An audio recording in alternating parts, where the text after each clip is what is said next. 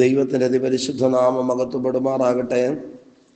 ഈ നല്ല പ്രഭാതത്തെ ഓർത്ത് ദൈവത്തെ സ്തുതിക്കുന്നു. ഇന്ന് രാവിലെയും പ്രാർത്ഥനയോടെ ദൈവപാദപീഠത്തോടടുത്ത് വരുവാൻ ഒരവസരം കൂടെ നമ്മുടെ ആയുസ്സിൽ ദൈവം നൽകി തന്നിരിക്കുന്നു.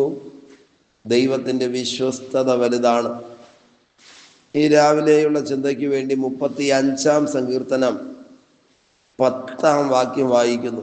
സങ്കീർത്തനങ്ങൾ 35-10. യഹോവേ, നിനക്ക് തുല്യൻ ആർ? എളിയവനെ തന്നിലും ബലമേറിയവന്റെ കയ്യിൽ നിന്നും എളിയവനും ദരിദ്രനുമായവനെ കവർച്ചക്കാരന്റെ കയ്യിൽ നിന്നും നീ രക്ഷിക്കുന്നു എന്ന് എൻ്റെ അസ്ഥികളൊക്കെയും പറയും. പ്രിയരെ, ഈ പ്രഭാതത്തിൽ ഈ വചനത്തിൻ്റെ നന്മകൾ അനുഭവിക്കേണ്ടതിന് ദൈവം നമുക്ക് കൃപ ചെയ്യട്ടെ.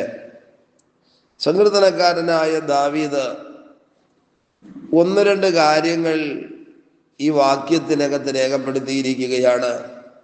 ഒന്നാമത്തെ കാര്യം ദാവീദ് പറയുന്നത്, യഹോവേ, നിനക്ക് തുല്യൻ ആരുമില്ല. അങ്ങനെ പറയുവാൻ കഴിയുന്നവരെ ഓർത്ത് ഞാൻ ദൈവത്തെ സ്തുതിക്കുന്നു. നമ്മുടെ ജീവിതത്തിൽ, നമ്മുടെ ജീവിതയാത്രയിൽ ദൈവത്തിന് തുല്യമെന്ന് പറയുവാൻ ഒരു വ്യക്തികളോ സ്ഥാപനമോ സംഘടനയോ ഒന്നും ഇല്ല എന്ന് നാം തിരിച്ചറിയണം. ചെറിയ ഉപകാരങ്ങളും ചെറിയ നന്മകളും ഒക്കെ ചെയ്യുമ്പോൾ ചിലരൊക്കെ സാധാരണ പറയാറുണ്ട്, എനിക്ക് ദൈവത്തെ പോലെയാണെന്ന്. ആരെങ്കിലുമൊക്കെ ചെറിയ ചില നന്മകളൊക്കെ കൊടുക്കുമ്പോൾ ചിലർ പറയും, എനിക്ക് ദൈവത്തെ പോലെയാണെന്ന്. എന്നാൽ പ്രിയരെ, ചെറിയ പ്രതികൂലങ്ങളോ പ്രതീക്ഷയ്ക്ക് വിപരീതമായി എന്തെങ്കിലുമൊക്കെ സംഭവിച്ചാൽ ആരെയാണോ ദൈവത്തെ പോലെ എന്ന് നമ്മൾ കരുതിയത്, ആദ്യം അവര് തന്നെ ഉപേക്ഷിച്ചിട്ട് പോകുവാൻ സാധ്യതയുണ്ട്. ജീവിതയാത്രയിൽ അനുഭവിച്ചറിഞ്ഞ മനുഷ്യൻ പറയുകയാണ്, നിനക്ക് തുല്യമെന്ന് പറയുവാൻ അപ്പനും അമ്മയും നാട്ടുകാരും വീട്ടുകാരും ആരുമില്ല. നിനക്ക് തുല്യൻ നീ മാത്രമാണ്. അങ്ങനെ തിരിച്ചറിയുന്നവർക്കായി ഞാൻ ദൈവത്തെ സ്തുതിക്കുന്നു. ദാവീദ് അതാണ് പറയുന്നത്, ഒരു കാര്യത്തിനും തുല്യം പറയുവാൻ ആരുമില്ലാത്തവനാണ് ദൈവം. 2 പറയുവാനുള്ള കാര്യങ്ങളൊക്കെയാ പറയുന്നത്.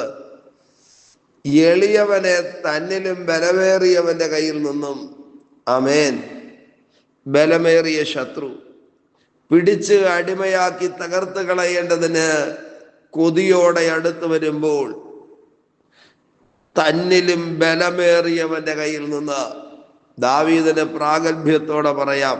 കാരണം 7-ാം താഴ്വരയിൽ വെല്ലുവിളിച്ച് പ്രബലമായി നിൽക്കുന്ന ഗോലിയാത്ത് എന്ന് പറയുന്ന ശത്രു ദാവീദിനെയും ഗോലിയാത്തിനെയും മാറി മാറി നോക്കിയാൽ ഒരൊറ്റ നോട്ടം കൊണ്ട് തന്നെ തിരിച്ചറിയുവാൻ കഴിയും, ദാവീദിനേക്കാൾ ബലമേറിയവനാണ് ഗോലിയാത്തെന്ന്.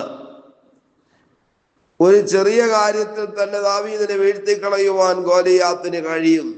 പക്ഷേ ഈ വാക്യത്തിനകത്ത് അതാണ് ദാവീദ് പറയുന്നത്, എളിയവനെ തന്നിലും ബലമേറിയവന്റെ കയ്യിൽ നിന്നും. നോക്ക, ഫറവോൻ പ്രബലമായ ശക്തിയായിരുന്നു, ആയുധമുണ്ടായിരുന്ന, അധികാരമുണ്ടായിരുന്ന ശക്തിയായിരുന്നു. പക്ഷേ തിരുവചനം വായിക്കുമ്പോൾ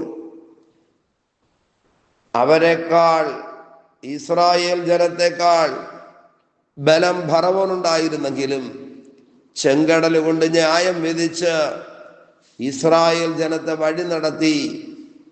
ഒന്നല്ല, ഒരു കൂട്ടം അനുഭവങ്ങൾ തിരുവചനത്തിൽ നിന്ന് പറയുവാൻ കഴിയും. ബലമേറിയവന്റെ കയ്യിൽ നിന്ന് ബലമുള്ളവനെ രക്ഷിക്കുന്ന ദൈവത്തിന്റെ പ്രവൃത്തി.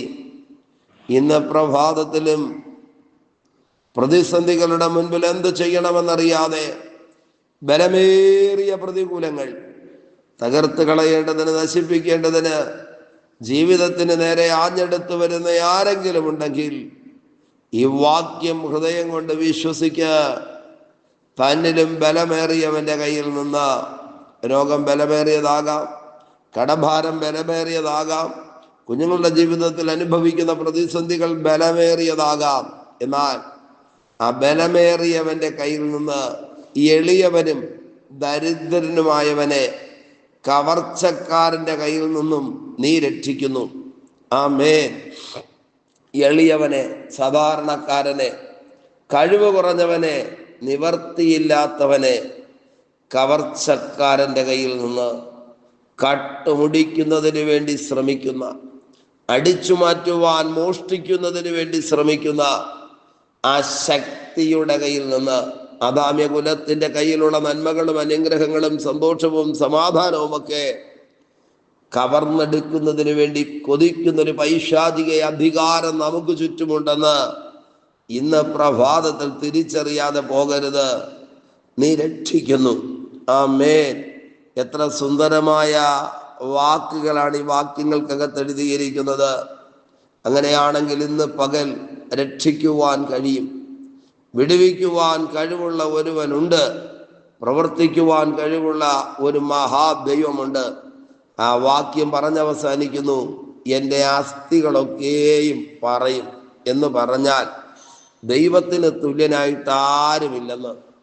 എളിയവനെ തന്നിലും ബലമേറിയവന്റെ കയ്യിൽ നിന്നും, എളിയവനും ദരിദ്രനുമായവനെ കവർച്ചക്കാരന്റെ കയ്യിൽ നിന്നും രക്ഷിക്കുന്നു എന്ന് ആരോ പറയുമെന്നല്ല ദാവീദ് പറയുന്നത്. എൻ്റെ അസ്ഥികൾ, എൻ്റെ അകം ആമേൻ പറയും. എന്താ കാര്യം? ദാവീദിന്റെ ജീവിതയാത്രയുടെ അനുഭവങ്ങളാണ് ഇന്ന് പ്രഭാതത്തിൽ പ്രിയരെ.